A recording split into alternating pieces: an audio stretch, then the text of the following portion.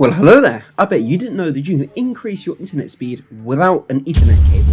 If, like me, your wireless router is really far away from your console, like over 40 meters in my case, an Ethernet connection is not possible. So I will show you 4 ways to increase your internet speed, so stick around and see them all. These videos are all about you, so you should subscribe to keep the stream of PS5 knowledge coming. Let's get into it. So I'm just going to do a quick speed test before we implement these tips, and then we'll do a comparison afterwards to see the difference. While we wait for the test, I want to give a quick shout out to today's sponsor, Extreme Rate. You can use the link in the description and discount code RazerGenix10 to get 10% off gaming hardware. The test is done. We've got 41 megabits a second down and 5.3 megabits a second up. That's not too bad, but it could be better. So our first tip, a DNS server. The first way we can speed up our internet is to use a DNS server. A DNS server, or domain name system, is basically the phone book of the internet.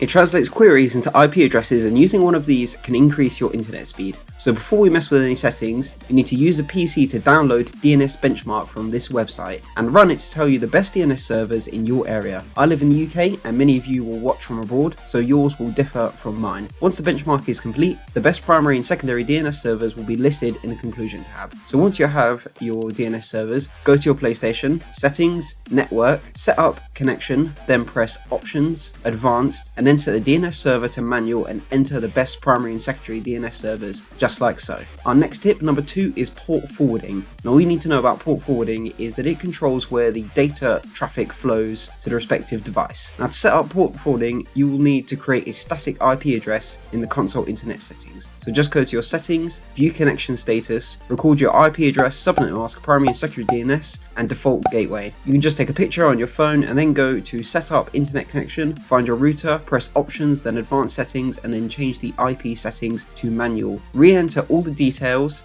and do a quick connection test to make sure that it works. Now this is where things are going to get interesting. You're going to have to enter your router settings into your computer. Now you can do this on any router from a phone or PC, but a PC would be better for this kind of operation. Now on the back or the bottom of your router there will be the login details and the password. Now mine look like this, yours will look different probably. You need to type in your IP address into the internet browser and use the login to gain access. Once you're in, look for security and then games and apps.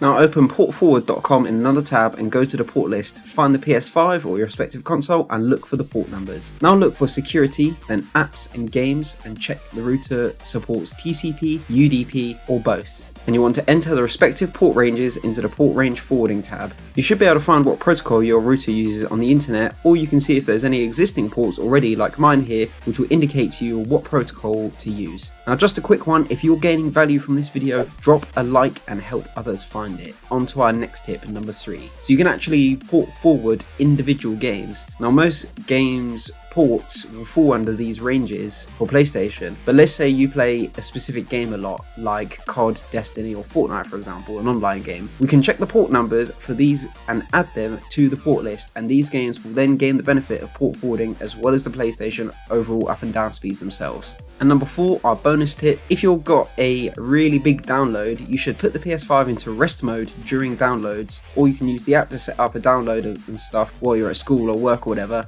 so it's ready for you when you get home to your sweet PS5. Now you're going to want to do this because other applications that are open on the PlayStation 5 will be using some of your internet bandwidth. So if you turn it off, there's more bandwidth available to download stuff in rest mode. And now for our final speed test after everything that we've done. Here we go. 65 down and 3.1 up. So I've got a 24 megabit boost, which is not too bad, and a slight drop in uptime, probably a bandwidth thing because it's peak time here in the UK. Let me know your before and after speeds in the comments down below, and if you're craving some more PS5 knowledge, click the icon on the left to see all the things that you can do with the PS5 USB-C port, and I will see you in the next one.